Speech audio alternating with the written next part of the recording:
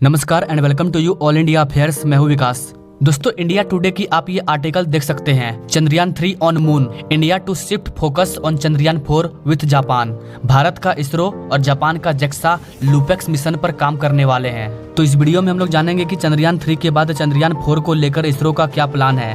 तो दोस्तों बने रहिए हमारे साथ। दोस्तों, हमारा चंद्रयान 3 पूरी तरह से सफल हो चुका है। हमारा जो प्रज्ञान रोवर है वो भी चांद पर अच्छे से वर्क कर रहा है। Now Indian Space Research Organisation ISRO एक और लूनर मिशन की तैयारी कर रहा है, जिसे जापान के साथ कोलैबोरेशन करके किया जाएगा। इस मिशन का नाम लूपेक्स बताया जा रहा है, यानी कि लूनर पोलर एक्सप्लोरेशन। ये नाम से ही समझा जा सकता है कि ये मिशन चांद के साउथ पोल या नॉर्थ पोल में जाएगा। Lunar polar mission. दोस्तों, आपको पता है कि हमारा जो चंद्रयान 3 है वो साउथ पोल पर गया है, लेकिन साउथ पोल के अगल बगल गया है, पूरा 90 डिग्री पर नहीं गया है। लेकिन लूपेक्स मिशन में हम एकदम पोलर रीजन में, जहाँ पर सूरज की रोशनी जरा सी भी नहीं पहुँचती है, वहाँ पर इसे लॉन्च किया जाएगा। जाहिर सी बात है कि ये मिशन चंद्रयान 3 से भी खतरनाक होने वाला है। दोस्तों, हमारा जो चंद्रयान 4 होगा वो सैंपल रिटर्न मिशन होगा। इस मिशन में हम चांद पर जाएंगे और अपने प्रज्ञान रोवर को धरती पर वापस लेकर आएंगे। मतलब ऐसा कुछ तैयार हो रहा है, ऐसा बताया जा रहा है। सिंपल रिटर्न मिशन, ये नाम से ही स्पष्ट है। चंद्रयान 3 का जो सैंपल है या उसने जो भी खोज किया है उसे रिटर्न पृथ्वी पर लाया जाएगा।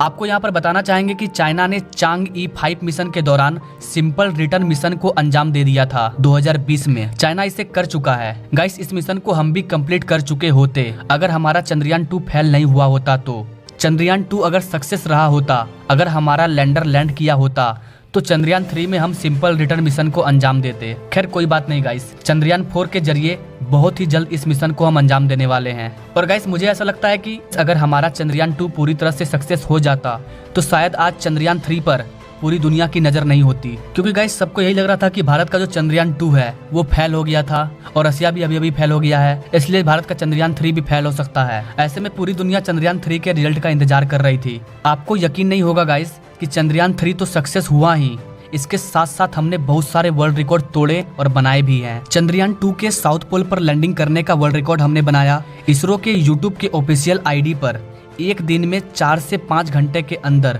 2.5 मिलियन सब्सक्राइबर्स कंप्लीट करने का world record. YouTube live view में 8.5 मिलियन प्लस व्यू का वर्ल्ड रिकॉर्ड। एक दिन में किसी लाइव वीडियो में 75 मिलियन व्यू का वर्ल्ड रिकॉर्ड। भारत चांद पर लैंड करने वाला चौथा देश बन गया, ये भी एक वर्ल्ड रिकॉर्ड था। इतने सारे वर्ल्ड रिकॉर्ड हमने सिर्फ एक दिन में अचीव किए। अब आगे न जाने कितने वर्ल्ड रिकॉर्ड बनाए जाएंगे भारत के द्वारा। और गाइस, कसम से वर्ल्ड रिकॉर्ड, ये जो वर्ल्ड रिकॉर्ड शब्द है ना, हमने इसका भी वर्ल्ड रिकॉर्ड तोड़ दिया है। 2014 के बाद से भारत ने 100 से ज्यादा वर्ल्ड रिकॉर्ड बनाए हैं। 20-25 तो मुझे मुंह में याद है, मैं आपको अभी गिनवा सकता हूँ। खैर गाइस, इस इतिहास को याद रखा जाएगा और अब एक नए इतिहास को अंजाम देने की तैयारी शुरू हो चुकी है। दोस्तों, जापान टेक्नोलॉजी के मामले में बहुत ही आगे है। अगर जापान और भारत एक साथ चांद पर सफर करेंगे तो गाइस, सच बता रहा हूँ मैं, सिस्टम फाड़ डालेंगे। और गाइस, इंडिया को विकसित कंट्री बनने से कोई नहीं रोक सकता है। एक विकसित कंट्री के जो लक्षण होते हैं वो धीरे धीरे भारत में देखे जा रहे हैं। भारत आज हर क्षेत्र में आगे बढ़ रहा है। लेकिन गाइस, अब देखना ये होगा कि 2024 में जो सरकार आएगी वो भारत को कितना आगे बढ़ाती है। अगर बात करें जापान और भारत के साथ मिलकर लूपेक्स मिशन को अंजाम देने की, तो गाइस यहाँ आपको बता दें कि ये जो लूपेक्स मिशन है इसका 3 मकसद होगा। पहला तो ये कि क्या हम चांद के साउथ पोल पर या चांद पर एक बेस तैयार कर पाएंगे, क्या हम वहाँ पर एक ऐसा टेंट लगा पाएंगे, यानी कि इंसान की झोपड़ी हम वहाँ पर बना पाएंगे। लूपेक्स मिशन में इस चीज की खोज होगी। दूसरा सबसे बड़ा मकसद ये है कि लूनर वाटर आइस रिसोर्सेस, क्या चांद पर पानी है, इसकी खोज की जाएगी कि पानी है तो कितना है, कितना मात्रा में है और कहाँ है और इसे कैसे निकाला जाएगा। तीसरा मकसद है वैक्यूलर ट्रांसपोर्ट और ओवरनाइट सर्वाइवल, यानी कि चांद पर किसी भी रॉकेट को, किसी भी यान को, किसी भी व्हीकल को ले जाने और वहां पर 1-2 रात रुकने और फिर वहां से रिफ्यूलिंग करके दूसरे ग्रह पर जाना। इस चीज को पॉसिबल बनाया जाएगा। मतलब वहां पर एक सब स्टेशन बनाने की तैयारी चल रही है, क्योंकि गाइस चांद पर एटमॉस्फेयर तो है नहीं, तो वहाँ पर जीवन संभव नहीं है। तो फिर हमें मंगल ग्रह या फिर और अलग प्लैनेट पर जाना होगा। पृथ्वी के ग्रेविटी से निकलकर सुदूर ग्रहों पर जाने के लिए हमें बहुत ही ज्यादा फ्यूल की जरूरत पड़ती है। पृथ्वी का जो ग्रेविटी है वो बहुत ही ज्यादा है और चांद का जो ग्रेविटी है वो बहुत ही कम है। अगर हम चांद से किसी रॉकेट को लॉन्च करेंगे तो वहाँ पर बहुत ही कम ग्रेविटी फोर्स लगेगा और हम इजीली दूसरे ग्रह पर पहुँच जाएंगे। लेकिन पृथ्वी पर ऐसा करना थोड़ा कठिन हो रहा है।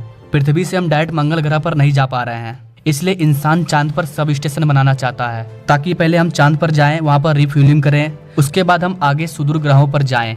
तो ये जो जापान और भारत का लूपेक्स मिशन है, ये इन्हीं मकसदों के साथ जाएगा। अगर जापान और भारत मिलकर इन चीजों की अगर खोज करते हैं और अगर हमें सफलता मिलती है, तो जापान और इंडिया मिलकर चांद पर इंसानों को बसाने की कोशिश करेंगे। यानी वहां पर अपना सब स्टेशन तैयार करेंगे, जहां से हर चीज की खोज की जा सकेगी। तो गाइस, इस लूपेक्स मिशन में बहुत ही मजा आने वाला है। एंड आई होप कि गाइस आपको ये जानकारी पसंद आई होगी, समझ आई होगी। अगर आप ऐसे ही लेटेस्ट जानकारी जानना चाहते हैं तो हमारे चैनल से जरूर जुड़िए। मिलते हैं नेक्स्ट वीडियो में एक नई जानकारी के साथ। तब तक के लिए जय हिंद।